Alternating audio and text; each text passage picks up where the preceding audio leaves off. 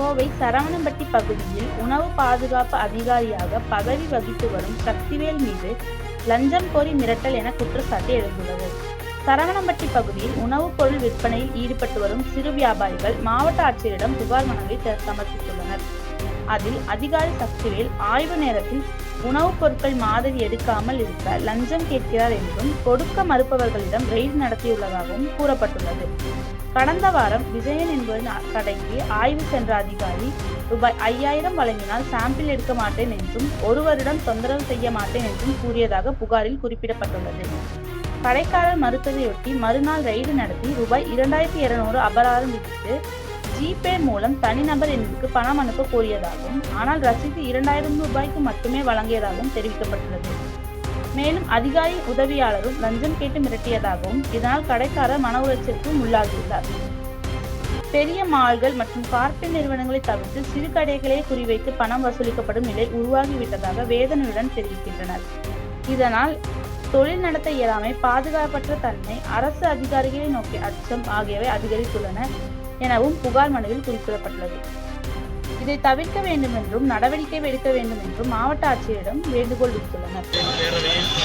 கோவை மாவட்டத்தில் தமிழ்நாடு வணிகர் சங்கங்களின் பேரவை சார்பில் கோவை மாவட்ட ஆட்சியாளரை சந்தித்து மனு கொடுக்க வந்துள்ளோம்.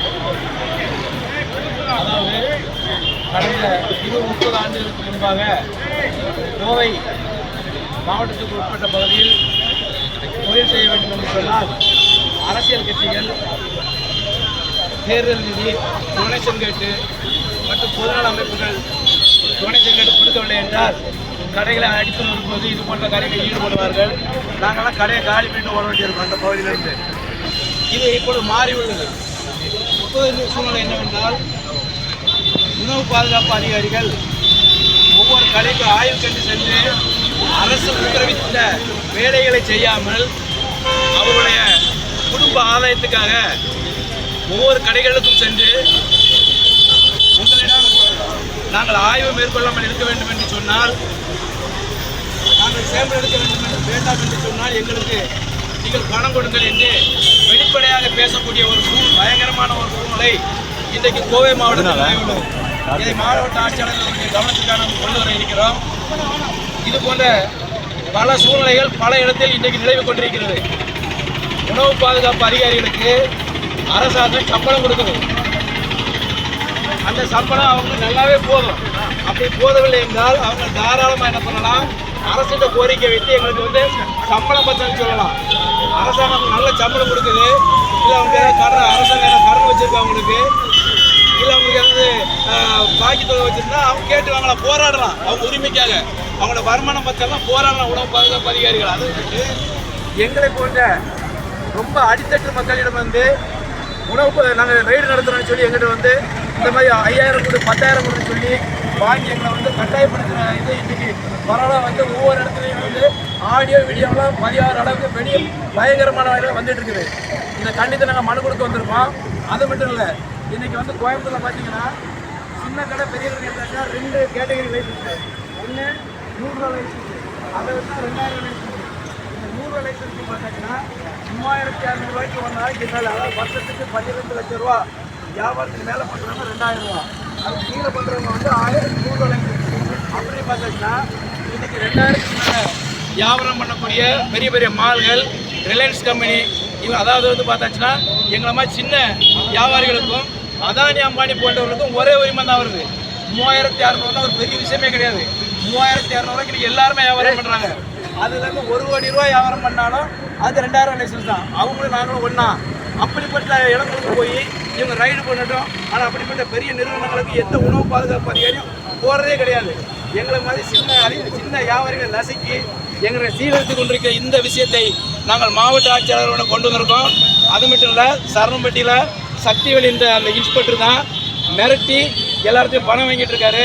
அவர் மேலே நடவடிக்கை எடுக்க கோரி இன்றைக்கி மாவட்ட ஆட்சியாளருக்கு வந்திருக்கோம். ஆகவே மாவட்ட ஆட்சியாளர் அவர்கள் இந்த உணவு பாதுகாப்பு அதிகாரியுடைய அத்துமீறலை கண்டித்து அவர்களிடம் இருக்கின்ற அந்த அதிகாரத்தை பறித்து அவங்க அந்த ஏரியாவுக்கு போய் லைசன்ஸ் எடுத்துருக்காங்களா, கலப்பணம் வைக்கிறாங்களா ஒரு விழிப்புணர்வு அவங்ககிட்ட போய் கவுன்சிலிங் தான் நடத்தணும். அதுக்கென்று தனிப்பட்ட அதிகாரிகளை அது ஸ்போர்ட் போர்டு தப்பு கிடையாது, ஒரு இடமா போய் வந்து சேமிப்பு பண்றது. ஆனால் எல்லா இடமும் இவங்க அதிகாரத்தை கொடுத்தனால இவங்க போய் என்ன பண்றாங்க, எல்லா இடமும் ஆய்வுங்கிற பேரில் எல்லாத்தையும் பணம் வசூல் பண்றாங்க. அப்போ நாங்கள் பணம் கொடுத்தா இந்த விஷமா இருக்கிற பொருளை நல்ல பொருளாக அவங்களுக்கு பணம் கொடுத்தா அரசு வந்து எதுக்கு அவங்களுக்கு வந்து இந்த வேலை கொடுக்குறாங்க?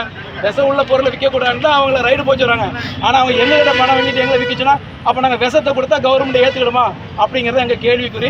அதை நாங்கள் மாவட்ட ஆட்சியாளருடைய கவனத்தில் நாங்கள் கொடுத்துருக்கோம். நன்றி வணக்கம். அப்பந்தமான ஒரு பெரிய ஒரு குற்றச்சாட்டம் அது ஒரு குறிப்பிட்ட ஒரு அதிகாரி பெயர் சொல்லி இந்த உங்களோட குற்றச்சாட்டுக்கு ஏதாவது ஆதாரம் இருக்கா? ஏதாவது சிசிடிவி பொருத்தி இருக்கீங்க?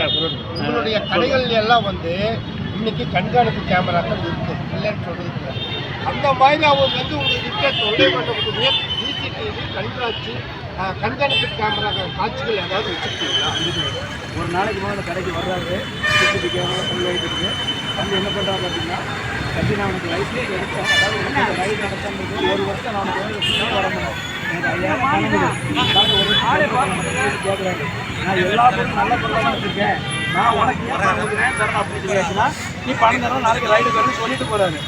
இது கடையில் அவருடைய உதவியாளர் அனுப்புறாரு. உதவியாளர் அவருடைய நம்பரை கொடுக்கும்போது அவங்க ஆடியோ என்னென்னா, இந்த மாதிரி பணம் கேட்டோம்னா என்னால் கொடுக்க முடியாது, நான் 1 லட்ச ரூபா வேற எங்கே கூட செலவு பண்ணுறேன், ஆனால் உங்களுக்கு நான் 5000 தர முடியாது கடைக்காரர் சொல்கிறாப்புல. இல்லை என்னை மிரட்டா டீ குடிப்பேன்னு சொல்லி அந்த கடைக்காரர் சொல்கிறாப்புல, அந்த கடைக்காரர் கொடுத்து இருக்கிறாப்புல டீ குடிப்பேன்னு சொல்கிறாப்புல. அப்போ ஒரு கடைக்காரர் டீ குடிக்கிற நிலைமைக்கு ஒரு அதிகாரி தள்ளணும்னு சொல்லியாச்சுன்னா அந்த அதிகாரி யார் வேலையில் இருக்க வேண்டிய அவசியம் இல்லை. நாங்கள் சொல்கிறோம் அவங்க சட்டத்தை மீறும் போது நாங்களும் சட்டத்தை மீறக்கூடிய சூழ்நிலை கண்காணிப்பு கேமரா காட்சிகளை ஊடகங்களுக்கு தருவதற்கு நீங்கள் தயாராகிறீங்களா? இல்லை வரும் இந்த ஆடியோ இல்லை ஆடியோ வீடியோ ரெண்டுமே இருக்குது, தரணும் தர்றோம் பிரச்சனை.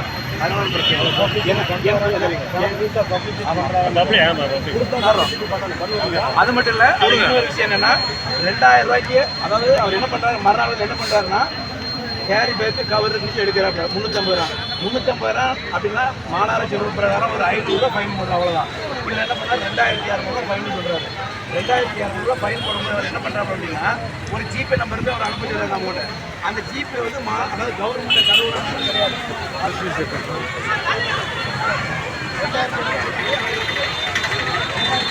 ஆமாம்